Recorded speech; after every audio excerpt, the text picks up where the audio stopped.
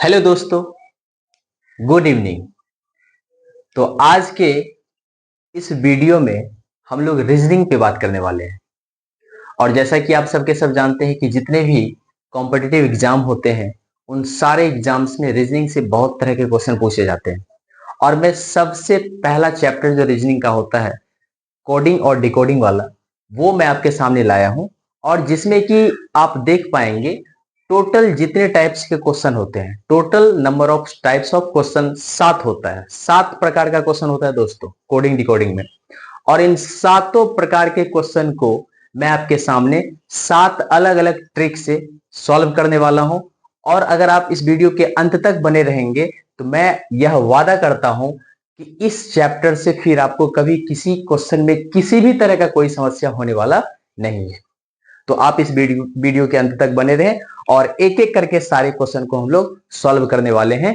तो सबसे पहला आपके सामने क्वेश्चन आ चुका है, आपके सामने बोर्ड पर लिखा हुआ क्वेश्चन है। और एक बात याद रहे दोस्त कि यहाँ पे जितना भी क्वेश्चन सॉल्व करवाया जाएगा वो सारा क्वेश्चन किसी ना किसी एग्जाम में ऑलरेडी पूछा हुआ होगा। उन सारे क्वेश्चन को मैं आपके सामने डील करने वाला हूं। तो सबसे पहला सवाल आपके सामने बोर्ड पर लिखा हुआ है, तो जरा उस क्वेश्चन को देखते हैं। देखिए दोस्तों, क्या कह रहा है, किसी कोड में क्लाउड को GTRKF लिखा जाता है, उसी कोड में SIGHT को कैसे लिखा जाएगा। और आप देख पा रहे होंगे ये जो क्वेश्चन है दोस्तों, ये RBI ग्रेड बी अधिकारी वाला जो रैंक होता है उसमें ऑलरेडी पूछा हुआ है। कब पूछा है? तो 1997 ईस्वी में ये क्वेश्चन ऑलरेडी पूछा हुआ है RBI वाले में। तो देखिए इस क्वेश्चन को हम लोग कैसे सॉल्व करेंगे।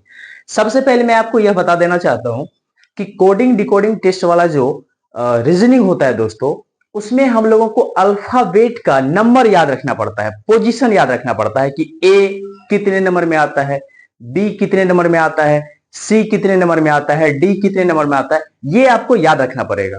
तो इसके लिए मैं एक ट्रिक आपके सामने लाया हूं। आपको वो रसगुल्ला लहसुन प्याज याद नहीं रखना है, आपको यह ट्रिक याद रखना है। और वो ट्रिक आपके सामने क्या है, तो आप इसको याद रखें, इजोटी को। क्या याद रखें दोस्तों? इजोटी, EJOTY, ये इजोटी को आप याद रखिए, बस बाद बाकी सब याद आ जाएगा। इससे आप कहेंगे कैसे? तो आप देखो, ई जो होता है ना दोस्तों, ये 5वें नंबर पे आता है। जे जो होता है ना दोस्तों, ये 10वें नंबर पे आता है। ओ जो होता है ना दोस्तों, ये 15वें नंबर पे आता है। और टी जो होता है ना दोस्तों, ये 20वें नंबर पे आता है। और वाई जो होता है ये 25वें नंबर पे आता है। मतलब 5-5 का डिफरेंस हम आपके सामने लाके रख दिए। अब जैसे 5वां नंबर ई आपको याद है, कोई पूछेगा सी कितने नंबर पे आता है, तो आप ऐसे भी कह सकते हो ABC 3 नंबर पे आता है कि नहीं, डी 4 नंबर पे आता है, ई 5 नंबर। अब जैसे आपसे कोई पूछ लेगा जेड तो आपको पता ही है, आपसे पूछ लेगा टी कितने नंबर पे आता है, तो आप इजोटी अगर याद रखोगे तो आपको पता हो जाएगा कि 20 नंबर पे टी आता है। पूछ लेगा यू कितने नंबर पे आता है, आप तुरंत याद करो टी के बाद आता है यू, आता है ना दोस्तों। तो 20 नंबर में जब टी है तो यू क्या हो जाएगा, 21वां नंबर में आएगा। कहेगा कि एस बताओ कितने नंबर पे आता है, तो एस कहां आता है, एस टी से पहले आता है। तो कितने पहले आता है? एक पहले। तो आप याद रखोगे टी आता है 20वें पे, तो वो आएगा 19वां पे, है ना दोस्तों। तो आप इजोटी को याद रखोगे तो कहीं किसी आपका जो ये अल्फाबेट वाला पोजीशन है, किसी क्वेश्चन में कोई समस्या नहीं होगा। तो पहले टाइप का क्वेश्चन क्या है दोस्तों, जरा इसको ध्यान से देखते हैं और इसमें ये यूज होने वाला है, आप इसको देखिए ध्यान से। पहला क्वेश्चन है, किसी कोड में क्लाउड, देखिए दोस्तों CLOUD, क्लाउड को कैसे लिखा गया है दोस्तों, तो वो लिखा गया है GTRKF। जरा ध्यान से देखिए, तो कहता है साइट, SIGHT, साइट को कैसे लिखा जाएगा, ये पूछ रहा है क्वेश्चन। तो जरा ध्यान से देखिए, क्लाउड जो है दोस्तों सी के पोजीशन पर यहां पर क्या है दोस्तों, जी है। जरा सोचिए, सी आता है 3रे नंबर पे और जी आपको याद नहीं है, तो ई वाला बात याद होगा, तो ई आता है 5वें नंबर पे, ई के बाद एफ, एफ के बाद जी, इसका मतलब है कि जी आता है 7वें नंबर पे। सी आपका तीसरा, ये आ गया 7वां, मतलब 3 से 7 हो गया, 4 बढ़ा, चलिए अच्छी बात है। एल आप याद कीजिए, एल कितने नंबर पे आता है, तो आप कहोगे एल तो था नहीं, तो इसमें तो है भी नहीं। तो जे तो आपको याद है, जे आता है 10वें नंबर पे, तो जे के एल, तो 10, 11, 12, तो 12वें नंबर पे आएगा L। तो आप कहोगे टी कितने नंबर पे आता है, तो टी को याद करो, वो आता है आपका 20वां नंबर पे। देखिए यहाँ पे लिखा हुआ है ना दोस्तों। तो 12 ये हो गया 20, तो 12 8 20। लगता है कुछ लफड़ा है ना दोस्तों। तो यहाँ पे पैटर्न आपका जो है वो कहीं ना कहीं बढ़ रहा है। ये था तीसरा, ये था 7वां, 4, ये 12वां, ये 20वां, 8 हो गया। अब जब 4 हुआ 8 हुआ तो अब तो 12 होना चाहिए, है ना दोस्तों। तो देख लेते हैं। ओ आता है आपका 15वें नंबर पे, और आर, ओ के बाद पी, पी के बाद क्यू, क्यू के बाद आर। तो देखिए यहां 8, यहां 4 का डिफरेंस, यहां 8 का डिफरेंस, लेकिन यहां होना चाहिए था 12 का डिफरेंस, लेकिन 12 का डिफरेंस नहीं हो रहा है। तो ये जो पैटर्न जो हम सोच रहे थे सी और जी वाला, ये पैटर्न हमारा क्या कर गया दोस्तों, फ्लॉप कर गया। तो अब क्या सोचना है, जरा ध्यान से देखिए, क्वेश्चन को गौर से देखिए। अगर हम इस डी की बात करेंगे, डी और जी की बात करते हैं, तो डी और जी में जब हम ये देखते हैं, तो डी से जी अगर देखते हैं तो डी के बाद आता है ई, एफ, जी। मतलब डी में अगर हम 3 को जोड़ देते हैं, कितना दोस्तों, 3 को जोड़ देते हैं, तो पहुंच जाते हैं किसके पास, जी के पास पहुंच जाते हैं। ठीक है, दूसरे वाले में सोचते हैं। यहां तो पहले टी है, फिर जाकर के यू है, इस यू के जगह पे टी है। जैसे डी के जगह पर जी लिखे हैं, यू के जगह पे हम टी देख सकते हैं, अगर उल्टा चल रहे हैं ना, है ना, उल्टा ले रहे दोनों का। तो यू और टी की बात करें तो आपको याद होगा एबीसीडी में पहले आता है एस, उसके बाद टी, उसके बाद यू। तो यहां पे टी से पहले वाला बात लिखा हुआ है यू, कितना पहले, तो एक पहले। इसका मतलब है कि टी में अगर हम एक को घटा दें तो पहुंच जाएंगे कहां, यू के पास। समझ में आ रहा है ना दोस्तों। ठीक इसी तरह आगे बढ़ते हैं। ओ से हम पहुंचते हैं किसके पास, तो ओ से हम पहुंचते हैं आर के पास। तो ओ से आर के पास कैसे पहुंचेंगे, ओ के बाद होता है पी, पी के बाद क्यू, क्यू के बाद आर। इसका मतलब है दोस्तों कि अगर ओ में हम 3 जोड़ दें तो कहां पहुंच जाएंगे, आर के पास। चलिए पैटर्न कुछ तो मिल रहा है, आगे देख लेते हैं। यह है के, और यहां आपको दिख रहा है एल, जे के एल। पहले के आता है बाद में एल आता है, तो उल्टा चल रहे हैं। इसका मतलब है कि के में से अगर हम एक को माइनस कर देंगे तो कहां पहुंच जाएंगे दोस्तों, एल के पास, है ना दोस्तों। उसके बाद जरा देखिए ध्यान से, सी, यहां क्या है एफ, सी के बाद डी, डी के बाद ई, ई के बाद एफ, मतलब 3 जोड़ना है। अगर हम यहां पे दोस्तों क्या कर देते हैं, 3 ऐड कर देते हैं, तो हम कहां पहुंच जाते हैं, एफ के पास पहुंच जाते हैं। तो इसी तरह इसी पैटर्न को हम फॉलो करते हैं। चलिए टी के पास आते हैं। टी में क्या करना है, 3 जोड़ना है। तो टी में 3 जोड़िए, क्या हो जाएगा, टी, यू, भी, डब्ल्यू। तो टी के जगह आ जाएगा दोस्तों डब्ल्यू, डब्ल्यू क्या आ जाएगा दोस्तों, डब्ल्यू, मतलब शुरुआत होगा डब्ल्यू से। तो ऑप्शन में जब आएंगे तो डब्ल्यू आपका 2 जगह है, ए और सी में। इसका मतलब बी और डी तो होगा ही नहीं, है ना दोस्तों। तो ए और सी में से भी कोई हो सकता है। तो चलिए टी के जगह डब्ल्यू आया। अगर हम एच की बात करें तो एक माइनस वाला, मतलब टी पहले आया था, टी के बाद आता है यू, है ना, टी के बाद आता है यू। तो टी के बाद यू, इसका मतलब यू से पहले था टी, तो एच से पहले क्या आता है, जी। एच से पहले क्या आता है दोस्तों, जी। एच से पहले क्या आता है, जी। क्यों, क्योंकि यू से पहले क्या आता है, टी। तो एच से पहले आ जाएगा यहां पे जी। तो एक हो गया डब्ल्यू और जी, 2 तो आ गया डब्ल्यू और जी। अब ज्यादा माथा पच्ची करने का कोई जरूरत है भी नहीं। क्यों, क्योंकि डब्ल्यू के बाद जी आना चाहिए, और यहां पे डब्ल्यू के बाद एफ है, ये तो होगा नहीं दोस्तों, क्योंकि डब्ल्यू के बाद जी यहां पे है। तो हमारा राइट आंसर क्या हो जाएगा, सी। सी इज द राइट आंसर। तो इस तरह का क्वेश्चन पूछा जाता है दोस्तों। तो ये रहा आपके सामने क्वेश्चन नंबर 2, है ना, कोडिंग डिकोडिंग का क्वेश्चन नंबर 2। ये टाइप 2 से है। टाइप 1 का क्वेश्चन ऑलरेडी हम लोग देख चुके हैं। टाइप 1 में उसी तरह का क्वेश्चन पूछा जाता है दोस्तों। टाइप 2 में इस तरह का क्वेश्चन आता है, और ये क्वेश्चन भी ऑलरेडी पूछा हुआ है एसएससी एलडीसी 2011 में, है ना दोस्तों। तो देखते हैं इस तरह के क्वेश्चन को हम लोग कैसे सॉल्व करते हैं। तो इसमें क्या है दोस्तों, कह रहा है यदि a बराबर 1, सीधी सी बात है, हम लोग को पता है कि a जो है 1 नंबर पे आता है। एबीसीडी में कहां आता है, फर्स्ट नंबर पे a बराबर 1, एंड बराबर 19। अरे यहां तो पेज लगा दिया, एंड बराबर 19। तब कहता है बैट बराबर क्या होगा, BAT, बैट बराबर क्या होगा। अगर आप थोड़ा सा लॉजिक लगाएंगे, थोड़ा सा लॉजिक लगाना है, ए बराबर 1 मतलब पोजीशन बता रहा है, और एंड में ए भी है, तो ए हो गया 1 नंबर पे।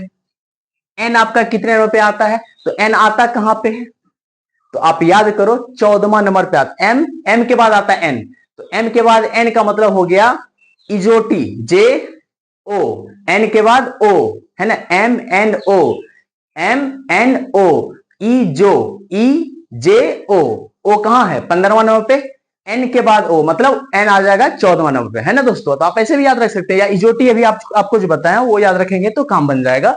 तो एन आ गया 14वां नंबर पे। और डी की बात करें तो डी कहां आता है, ई से पहले आता है डी, तो ई आता है 5वां पे, तो डी आ जाएगा चौथा नंबर पे। तो 14 4 18 1 19।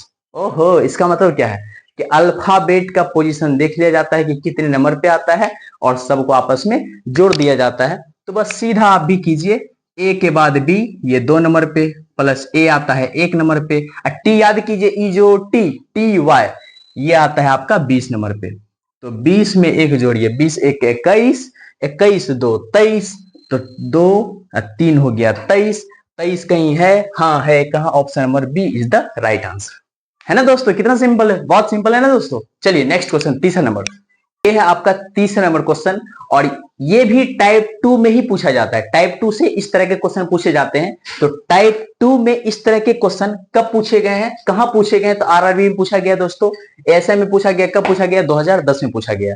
तो हम इस क्वेश्चन की ओर चलते हैं।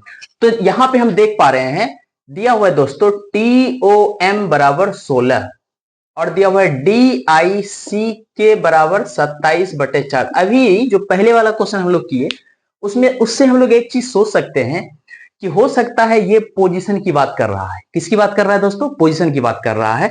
आपस में जोड़ दिया होगा और 16 आ गया होगा, एक बार चेक कर लेते हैं, है ना दोस्तों। तो इजोटी आपको याद रखना है, इजोटी।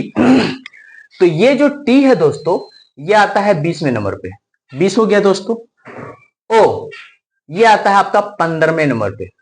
एम कहां आता है दोस्तों, तो ई जो जे के एल एम, ई जे, है ना, जे आता है 10वां नंबर पे, याद रखना है, के एल एम, 10 3 13, तो ये आपका एम आ गया 13वां नंबर पे। सबको जोड़िए, 20 में 15 जोड़ेंगे तो हो जाएगा 35, है ना दोस्तों। 35 में 13 जोड़ेंगे तो हो जाएगा 48। अच्छा, होता 48 है, दिया 16 है। इसका मतलब 3 गो अल्फाबेट है। अगर हम इस 48 में 3 से भाग दे दे दोस्तों, तो ये आ जाएगा 16। बिल्कुल सही बात। चलिए अच्छी बात है, इसको देख लेते हैं यहाँ फॉलो होता है कि नहीं होता। अगर ये पैटर्न यहाँ फॉलो होगा तो फिर हम भी हैरी के लिए वैसा ही सोच लेंगे, है ना दोस्तों। तो डी, अगर डी की बात करें, डी आता है चौथे नंबर पे।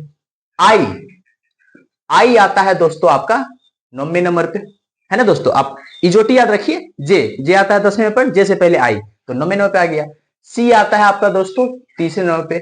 के, जे के बाद होता है के, है ना दोस्तों। तो 10 1 11, ये आ गया आपका 11वें नंबर पे। सबको जोड़िए, सबको जोड़ेंगे तो 9 4 13, 13 3 16, 16 11 27, 27 आया। आज कितना अल्फाबेट है, तो 4, तो 27/4, भाग तो लगेगा नहीं। बिल्कुल ये वाला पैटर्न क्या कर रहा है दोस्तों, फॉलो कर रहा है। तो हैरी के लिए ऐसा सोच लेते हैं, हैरी लिखते हैं HERRY, हैरी। अगर हम एच की बात करें तो एच आता कहां है दोस्तों, तो याद कीजिए, इजोटी, जे आता है 10 नंबर पे, है ना दोस्तों। जे से पहले आता है आई से पहले आता है एच, है ना दोस्तों। तो 10 से 1 पहले 9, 9 से 1 पहले 8, इसका मतलब ये आता है 8वें नंबर पे, है ना दोस्तों। ई आता है आपका 5वें नंबर पे। आर की बात करें, आर, तो आर कहां आता है दोस्तों, OPQRST, टी आता है आपका दोस्तों टी आता है 20वें नंबर पे, है ना। तो टी से पहले क्या आता है दोस्तों, एस से पहले क्या आता है दोस्तों, आर, इसका मतलब है कि ये आता है 18वें नंबर पे। तो जब एगो आर 18 नंबर पे आएगा तो दूसरा कहां आएगा, 18 ये बनाएगा, है ना। तो ये भी 18।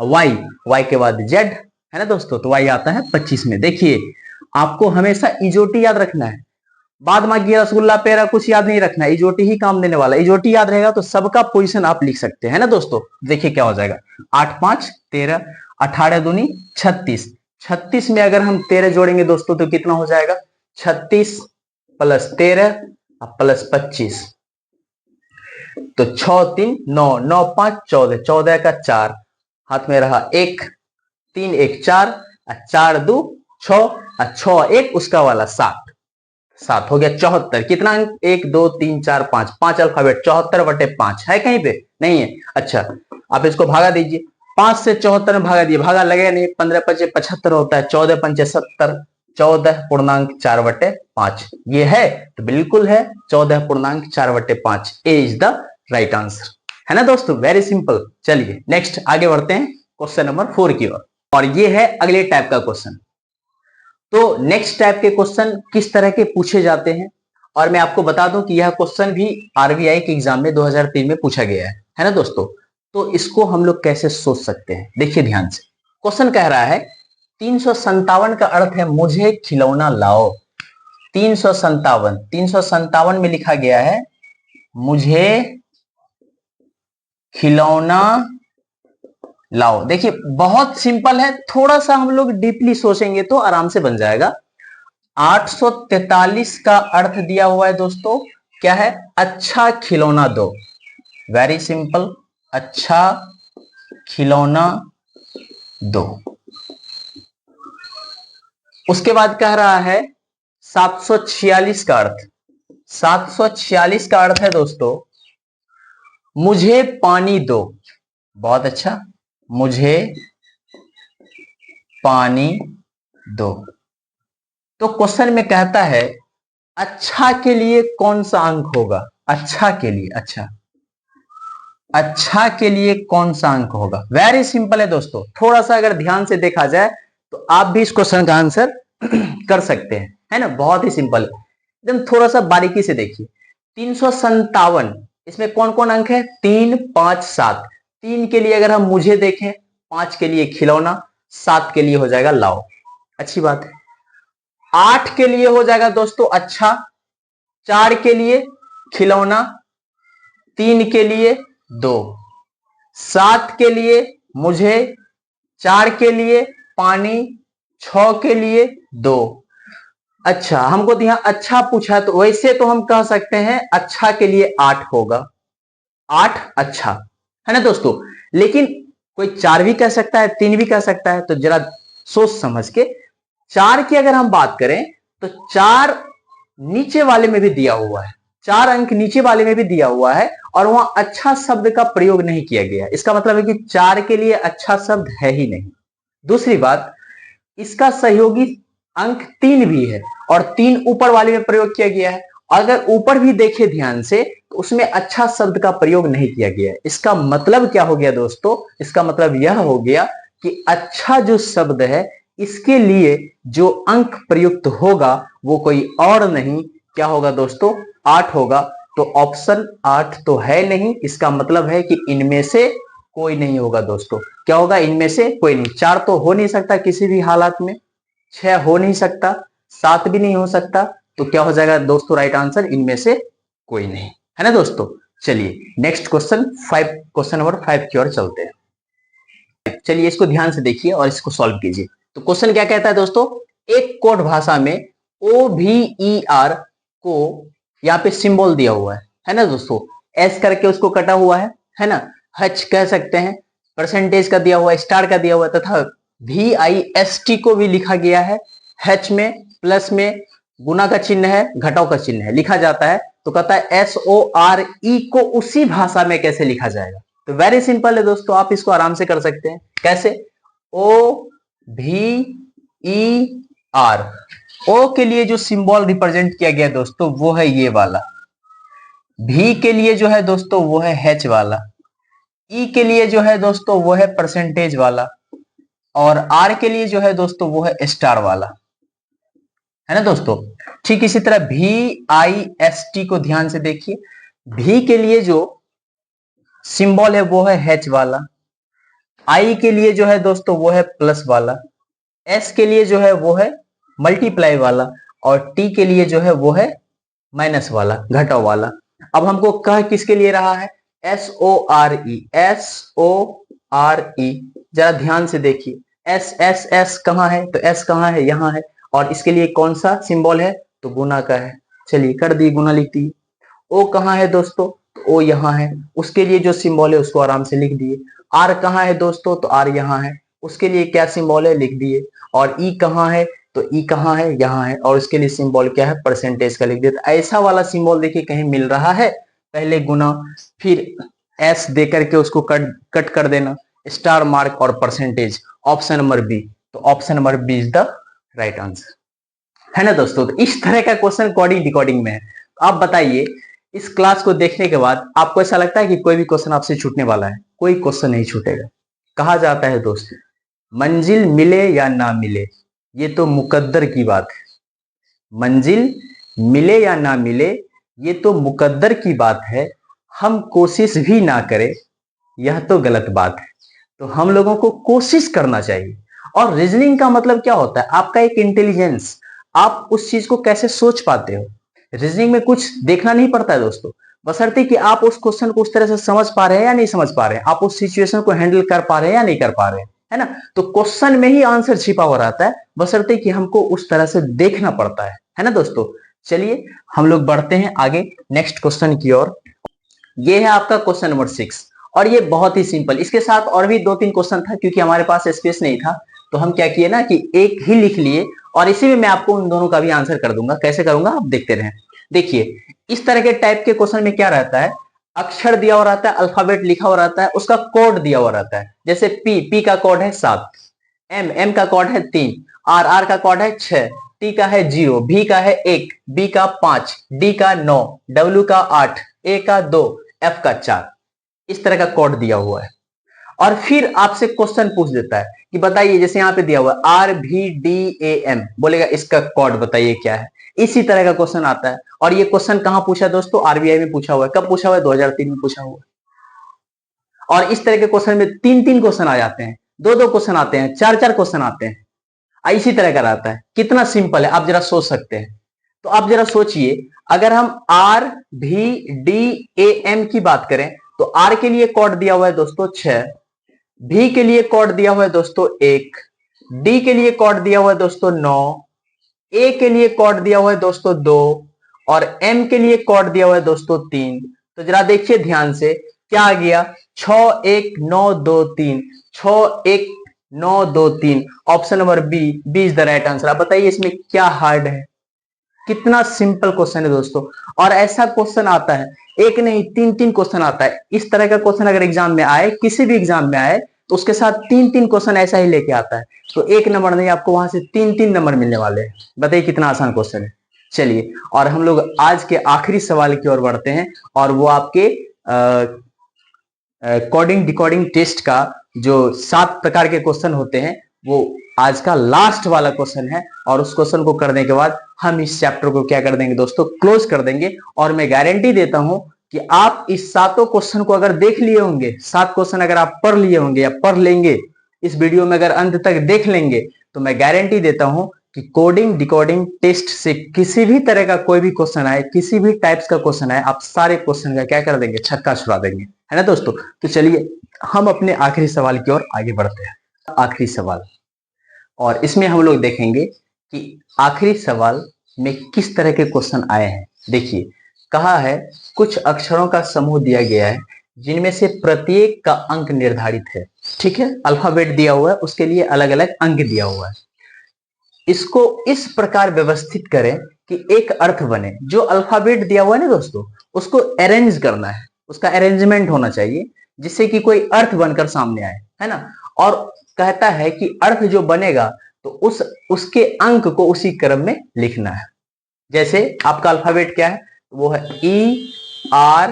ERSANO। अब इसको इसी में से, ये जो अल्फाबेट दिया, इसी में से हमको अर्थ बनाना है। तो इसके लिए थोड़ा सा इंग्लिश का भी पकड़ होना चाहिए, है ना दोस्तों। वैसे भी एग्जाम में, किस एग्जाम में पूछा है, SSC LDC में। और SSC LDC का एग्जाम देने वाला जो भी बंदा होता है, वो कहीं ना कहीं इंग्लिश पढ़ता ही है, उसका तो इंग्लिश सब्जेक्ट होता ही है ना दोस्तों। तो आराम से आप इस क्वेश्चन को सॉल्व कर सकते हैं। ERSANO, इस अल्फाबेट को किस तरह से अरेंज करें कि इसका एक अर्थ बनकर आए, तो आप मेरे साथ बनिए, मैं आपके साथ हूं और मैं इसको अरेंज करता हूं। अगर हम आर को पहले लिखें, उसके बाद ई लिखें, उसके बाद ए लिखें, आर ई ए, उसके बाद एस लिखें, उसके बाद ओ लिखें, उसके बाद एन लिखें, तो यहां से एक अर्थ बनकर आएगा दोस्तों रीजन। क्या बनकर आएगा? रीजन। और इसी को लिखना था, और उसके बाद आर का पोजीशन दिया हुआ था 2, तो पहले आर आया तो यहां हो जाएगा 2। ई का पोजीशन दिया हुआ था 1, तो यहाँ 1 हो जाएगा। ए का पोजीशन है 4, तो यहाँ 4 हो जाएगा। एस का पोजीशन यहाँ पे है 3, तो यहाँ 3 हो जाएगा। ओ का पोजीशन यहाँ पे 6 है, तो 6 हो जाएगा। एन का पोजीशन 5 है, तो 5 हो जाएगा। ये अंक हो गया 2 1 4 3 6 5, 2 1 4 3 6 5, तो option number A, option number A he match कर रहा है, तो option number A is the right answer. तो इस तरह के क्वेश्चन कोडिंग डिकोडिंग से पूछे जाते हैं। तो अब आप खुद निर्णय ले सकते हैं यह चैप्टर कितना आसान है। और आज आपका यह चैप्टर क्या हो गया दोस्तों? पूरा हो गया। और किसी भी तरह का इस चैप्टर से क्वेश्चन जब पूछा जाएगा तो क्या होगा, आप सारे क्वेश्चन को आराम से सॉल्व कर पाएंगे। और आप इसी तरह हमारे चैनल के साथ बने रहें। मैं इसी तरह प्रत्येक दिन हर एक नए नए टॉपिक पर वीडियो बनाऊंगा, नए नए चैप्टर पर वीडियो बनाऊंगा, चाहे वो आपके रीजनिंग का हो, मैथ्स का हो, जीएस का हो, सारे पर क्या होगा, आपका नया नया वीडियो अपलोड होता रहेगा दोस्तों। जब समय आएगा तो लाइव क्लास भी इसका लिया जाएगा। आप लोग सबके सब इस पर बने रहें और भी अपने दोस्तों से शेयर करें। जो कमजोर से कमजोर छात्र है, जिसको बिल्कुल भी समझ में नहीं आता है, उन सारे स्टूडेंट्स को आप जोड़ दें। और मैं गारंटी देता हूं कि कमजोर से कमजोर छात्र को भी रीजनिंग उतना ही समझ में आएगा जितना एक तेज विद्यार्थी को समझ में आता है ना दोस्तों। तो आज का क्लास इतना ही, तब तक के लिए आप सबों को मेरा धन्यवाद।